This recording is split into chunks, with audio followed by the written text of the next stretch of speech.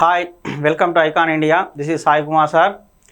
So junior లైన్మెన్కి సంబంధించినటువంటి online courses కానీ online material exams and online సంబంధించినటువంటి A to Z అన్నీ కూడా మీకు కోర్సులు అవైలబుల్ ఉంటున్నాయి. కాబట్టి మీరు ఐకాన్ ఇండియా యాప్ను డౌన్లోడ్ చేసుకుని కోర్స్ పర్చేజ్ చేసుకోవాలని చెప్పి కోరుతున్నాం. సో ఇక్కడ మనకు తెలంగాణకు సంబంధించినటువంటి SPDCL కానీ NPDCL కానీ నిర్దేశించినటువంటి సిలబస్ ప్రకారంగా మనం ఏం చేస్తున్నామంటే ఈ జూనియర్ లైన్మెన్కి సంబంధించిన క్లాసెస్ అన్నీ కూడా చేయడం జరుగుతుంది.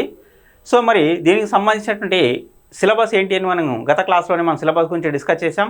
సో అందులో భాగంగా మనకి ఇప్పుడు ఫస్ట్ యూనిట్ ఏంటిది అంటే ఫండమెంటల్స్ ఆఫ్ ఎలక్ట్రిసిటీ. మరి ఏంటి ఆ ఫండమెంటల్స్ ఆఫ్ ఎలక్ట్రిసిటీ ఎలా ఉంటుంది అనేది ఒకసారి దాని గురించి మనం డిస్కస్ చేద్దాం. సో ఇక్కడ ఫస్ట్ యూనిట్ మనకి ఫండమెంటల్స్ ఆఫ్ ఎలక్ట్రిసిటీ. సో ఈ లెసన్ డిస్కస్ చేసేటప్పుడు ఇందులో ఉన్న సిలబస్ ప్రకారం ఏంటంటే ఫస్ట్ కొన్ని సేఫ్టీ ప్రికాషన్స్ ఉన్నాయి. మరి ఆ సేఫ్టీ ప్రికాషన్స్ ఏంటి అంటే సో మనం స్తంభాలపై ఎక్కి వర్క్ చేసేటప్పుడు కానీ లేకపోతే బ్యాటరీకి సంబంధించిన వర్క్ చేసేటప్పుడు కానీ లేకపోతే ఫైర్ జరిగినప్పుడు అగ్ని ప్రమాదాలు జరిగినప్పుడు కానీ ఇలాంటి సందర్భాల్లో ఎలాంటి సేఫ్టీ ప్రికాషన్స్ తీసుకోవాలి ఏంటి అనేటువంటి అంశాలపైన మనం ఇప్పుడు దృష్టి పెడదాం. సో ఇక్కడ చూడండి ఒకసారి ఈ సేఫ్టీ ప్రికాషన్స్ తీసుకోవడం వల్ల ఏమవుతుందంటే సో మానవుని యొక్క జీవితం రక్షించడానికి అంటే మానవుని యొక్క జీవితాలను కాపాడడానికి అవకాశం ఉంటుంది, మరణాల నుంచి కాపాడడానికి అవకాశం ఉంటుంది. సో దానితో పాటుగా ఈ ఎలక్ట్రిక్ పరికరాలను కూడా మనం రక్షించుకోవడానికి అవకాశం ఉంటుంది. సో మన ఆస్తులను కూడా రక్షించుకోవచ్చు అగ్ని ప్రమాదాల బారి నుండి కానీ. సో అందుకోసమే ఈ సేఫ్టీ ప్రికాషన్స్ ఏంటి, ఎలాంటి సేఫ్టీ ప్రికాషన్స్ ఉంటాయి అనేది వాటి గురించి మనం ఒకసారి డిస్కస్ చేద్దాం. సో ఇక్కడ సేఫ్టీ ప్రికాషన్స్లో మనకు ఫస్ట్ ఇక్కడ ఏంటి అంటే విద్యుత్ ఘాతం అంటే ఎలక్ట్రిక్ షాక్ అన్నట్లు. మరి ఎలక్ట్రిక్ షాక్ తగిలినప్పుడు మనం ఏం చేయాలి, ఎలాంటి సేఫ్టీ ప్రికాషన్స్ మనం తీసుకోవాలి అనేటువంటి అంశాలు ఇక్కడ. అయితే ఇక్కడ షాక్ తగిలినప్పుడు సో షాక్ తగిలిన వ్యక్తి ఆ వైర్లతో కాంటాక్ట్ ఉన్నట్లయితే ఇక్కడ చూడండి, షాక్ తగిలిన వ్యక్తి వైర్లతో కాంటాక్ట్ ఉన్నట్లయితే వెంటనే ఏం చేయాలంటే మెయిన్ స్విచ్ను ఆఫ్ చేయాలి. ఇవన్నీ మ్యాక్సిమం మీకు అందరికీ తెలిసినటువంటి అంశాలే. కాకపోతే ఒకసారి ఏంటి అంటే మనం చెప్పుకోవడం మన బాధ్యత కాబట్టి దాని దృష్టిలో ఉంచుకొని మనం ఇక్కడ చెప్పుకోవడం జరుగుతుంది. సో షాక్ తగిలిన వ్యక్తిని వైర్లతో కాంటాక్ట్లో ఉన్నట్లయితే వెంటనే ఏం చేయాలంటున్నాం, మెయిన్ స్విచ్ ఆఫ్ చేయాలి. ఒకవేళ మెయిన్ స్విచ్ ఆఫ్ చేయడానికి వీలు కాకపోతే పాసిబుల్ కాలేదు అనుకోండి, అప్పుడు ఏం చేయాలంటే ఒక ఎండుకర్రతో ఇక్కడ పచ్చిగా ఉన్నట్లు తడికర్ర యూజ్ చేయకూడదు, ఎండుకర్రతో కానీ లేకపోతే వెదురు బొంగుతో కానీ సో ఆ వ్యక్తిని వైర్ల నుంచి తప్పించవలెను. అంటే ఎండుకర్ర లేకపోతే ఒక వెదురు బొంగు తీసుకొని ఏం చేయాలంటే ఆ వైర్లతో కాంటాక్ట్ అయి ఉంటాడు కదా, కాంటాక్ట్ అయినప్పుడు ఆ కంచాన్ని ఏం చేయాలంటే తప్పించి పక్కకు నెట్టేసేయాలన్నట్లు. తడికర్రను ఎట్టి పరిస్థితుల్లో ఉపయోగించకూడదు. తడిగా ఉన్నటువంటి పచ్చికర్రను ఉపయోగించినట్లయితే మనం కూడా షాక్ గురయ్యేటువంటి ప్రమాదం ఉంటుంది. ఇంకా నెక్స్ట్ ఫ్యూజ్ వైర్. ఇక్కడ ఫ్యూజ్ అనేది మనకు ఒకవేళ ఫ్యూజ్ వైర్ పాడైపోయింది, ఫ్యూజ్ వైర్ ఎగిరిపోయింది అనుకోండి, దాని ప్లేస్లో మనం కొత్త ఫ్యూజ్ వైర్ను సబ్స్టిట్యూట్ చేస్తుంటాం. కొత్త ఫ్యూజ్ వైర్ను సబ్స్టిట్యూట్ చేసే ముందు ఏం చేయాలంటే ఇక్కడ మెయిన్ స్విచ్ను ఆఫ్ చేసి పెట్టాలి. మెయిన్ స్విచ్ను ఆఫ్ చేసిన తర్వాతనే మనం కొత్త ఫ్యూజ్ వైర్ను అక్కడ సబ్స్టిట్యూట్ చేయాల్సి వస్తుంటుంది. తర్వాత ఈ టేబుల్ ఫ్యాను లేదా ఇతర ఎలక్ట్రిక్ పరికరాలు అన్నాం. టేబుల్ ఫ్యాన్ కానీ లేకపోతే ఎలక్ట్రిక్ పరికరాలు కానీ ఈ సాకెట్ నుంచి తీసుకేటప్పుడు అంటే ప్లగ్ సాకెట్ నుంచి డిస్కనెక్ట్ చేసేటప్పుడు ఏం చేయాలంటే ప్లగ్ పట్టుకొని డిస్కనెక్ట్ చేయాలి. ప్లగ్ను పట్టుకొని మాత్రమే డిస్కనెక్ట్ చేయాలి, కానీ వైర్లు పట్టుకొని డిస్కనెక్ట్ చేయకూడదు. సాకెట్ నుంచి తీసేటప్పుడు ఏం చేయాలి, ఓన్లీ ప్లగ్ను పట్టుకొని మాత్రం దాన్ని డిస్కనెక్ట్ చేయాలి, కానీ సాకెట్ను పట్టుకొని ఎట్టి పరిస్థితుల్లో వైర్లు పట్టుకొని ఏం చేయాలంటే డిస్కనెక్ట్ చేయరాదు. తర్వాత ఇన్సులేషన్ చేసేటప్పుడు ఏం చేస్తామంటే ఇన్సులేషన్ వైర్లు ఈ ఎలక్ట్రికల్ మిషన్స్కు కనెక్ట్ చేయకూడదు. ఎలక్ట్రికల్ మిషన్స్కు కనెక్ట్ చేయకూడదు. సో ఇంకా ఇక్కడ ఎలక్ట్రికల్ అగ్ని ప్రమాదం జరిగినప్పుడు ఎప్పుడు కూడా నార్మల్గా మనం విలేజ్లో ఊర్లలో మనం పరిశీలించేటప్పుడు ఏదైనా ఫైర్ జరిగిందంటే ఫస్ట్ వాటర్ చల్లుతూ ఉంటారు. వాటర్ జరిగిందంటే అది నార్మల్ ఫైర్ అయినప్పుడు మాత్రమే మనం వాటర్ పోస్తాం. కానీ ఎలక్ట్రికల్ ఫైర్ జరిగినప్పుడు ఎట్టి పరిస్థితుల్లో వాటర్ పోయరాదు. ఇది గుర్తుంచుకోవాల్సింది, ఎట్టి పరిస్థితుల్లో వాటర్ పోయరాదు.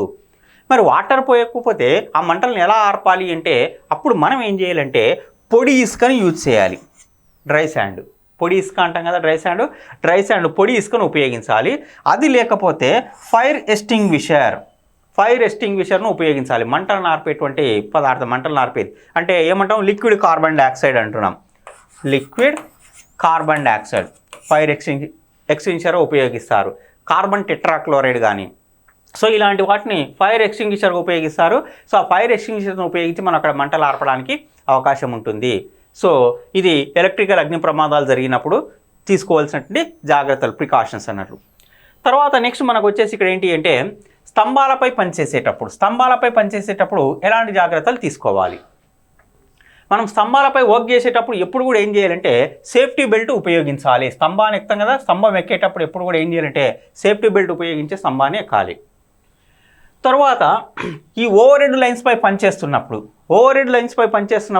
షార్ప్ టూల్స్ ఏమైనా ఉంటే ఆ షార్ప్ టూల్స్ని మనం పాకెట్లో, జేబులో అస్సలు ఉంచుకోకూడదు.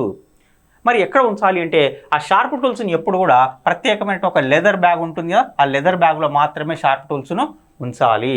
ఎట్టి పరిస్థితుల్లో జేబులో పెట్టుకోకూడదు షార్ప్ టూల్స్ అనేటువంటి మెటల్స్ ఏ ఉన్నా కూడా. అదే ఓవర్ హెడ్ లైన్స్పై పనిచేసేటప్పుడు ఎప్పుడైనా సరే లైన్లో కరెంట్ ఆఫ్ చేయాలి. ఓవర్ హెడ్ లైన్స్పై పనిచేసేటప్పుడు ఏం చేయాలి, ఆ లైన్లో కరెంటును ఖచ్చితంగా ఆఫ్ చేయాలి. ఆఫ్ చేసిన తర్వాతనే ఆ ఓవర్ హెడ్ లైన్స్పై మనం ఎప్పుడైనా వర్క్ చేయాలి.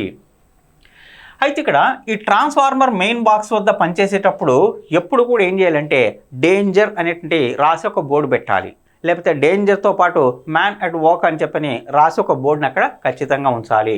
డేంజర్ మరియు మ్యాన్ అట్ వర్క్ అనేటువంటి బోర్డును తగిలించాలి. సో ఇక్కడ చూడండి ఒకసారి, ఇక్కడ ఇప్పుడు ఒక బోర్డు ఇలా ఉంటుంది ఇది ఒక బోర్డు అనుకోండి, ఇలా ఉంటుంది. సో ఈ బోర్డులో ఏం చేయాలి అంటే సో ఇక్కడ డేంజర్ అని చెప్పని ఇక్కడ రాయాలి. లేకపోతే ఈ బోర్డు పెద్దగా తీసుకున్నప్పుడు ఇందులో మ్యాన్ అట్ వర్క్ అని చెప్పని రాయాలి. అంటే ఇక్కడ పని చేస్తున్నారు అన్నట్లు. డేంజర్ అంటే అపాయము, అక్కడ దగ్గరికి ఎవరు రాకూడదు అన్నట్లు ఈ బోర్డును, ఈ సూచికలను ఏం చేయాలంటే ట్రాన్స్ఫార్మర్ మెయిన్ బాక్స్ వద్ద అక్కడ ఉంచి తగిలించాలి. ఉంచినప్పుడు అక్కడ వ్యక్తులు లేనప్పుడైనా ఇతర వ్యక్తులు ఎవరు కూడా అక్కడికి ప్రవేశించడానికి అవకాశం ఉండదు. సో ఇది స్తంభాలపై పనిచేసేటప్పుడు తీసుకోవాల్సినటువంటి జాగ్రత్తలు. దీని తర్వాత నెక్స్ట్ మనకు బ్యాటరీకి సంబంధించినటువంటి జాగ్రత్తలు. సో మరి బ్యాటరీలకు సంబంధించిన తీసుకోవాల్సిన జాగ్రత్తలు ఏంటి అంటే ఎప్పుడైనా సరే బ్యాటరీని ఛార్జింగ్ చేసేటప్పుడు వెంటిలేషన్ ఉన్నటువంటి గదిలో, మంచి వెంటిలేషన్ ఉన్నటువంటి గదిలో మాత్రమే బ్యాటరీని ఛార్జింగ్ చేయవలెను. బ్యాటరీని ఛార్జింగ్ చేసేటప్పుడు ఎలా చేయాలంటున్నాం, మంచి వెంటిలేషన్ ఉన్నటువంటి గదిలో మాత్రమే బ్యాటరీని ఛార్జింగ్ చేయవలెను. ఇంకా సెకండ్ థింగ్ ఏంటంటే మండుతున్నటువంటి నిప్పును, అంటే మ్యాచ్ ఫైర్ అంటే ఏమంటాం, ఒక అగ్గి పుల్లని కానీ లేకపోతే ఒక వెలుగుతున్నట్టు ఒక కట్టె అంటే మనం ఏదైనా మంటలోంచి ఒక కట్టె తీసి కట్టెను కానీ అలాంటి వాటిని ఎప్పుడు కూడా ఫైర్కి సంబంధించిన వాటిని ఏం చేయాలంటే బ్యాటరీ దగ్గరికి తీసుకురావద్దు. ఇంకా థర్డ్ వన్ ఏంటి అంటే బ్యాటరీకి సంబంధించినటువంటి ఎలక్ట్రోలైట్ తయారు చేయాలి. ఇది వెరీ వెరీ ఇంపార్టెంట్ అండి. ఇది చాలామంది కన్ఫ్యూజ్ అవుతూ ఉంటారు. ఎలక్ట్రోలైట్ సొల్యూషన్ తయారు చేయాలి.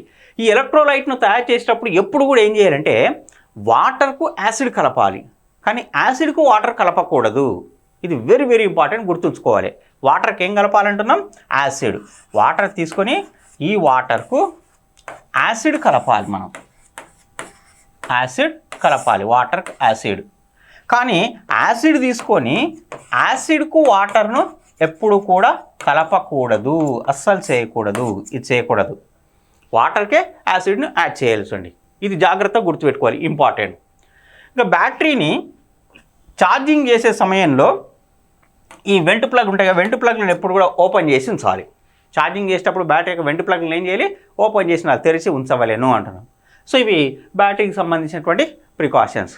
సో ఇవి మనకు జనరల్గా ఎన్పిడిసిఎల్ కానీ ఎస్పీడిసిఎల్ కానీ నిర్దేశించిన సిలబస్ ప్రకారంగా మనకు స్టార్టింగ్ ఇంట్రడక్షన్లో మనం వర్క్ చేసేటప్పుడు, ఇన్స్టాలేషన్ వర్క్ చేసేటప్పుడు తీసుకోవాల్సినటువంటి జాగ్రత్తలు అంటే బ్యాటరీలకు సంబంధించినవి కానీ, షాక్ తగిలినప్పుడు కానీ, లేకపోతే స్తంభాలు ఎక్కేటప్పుడు కానీ ఎలాంటి జాగ్రత్తలు తీసుకోవాలి ఏంటంటే విషయాలకు సంబంధించినటువంటి అంశాల గురించి మనం ఇప్పుడు డిస్కస్ చేశాం.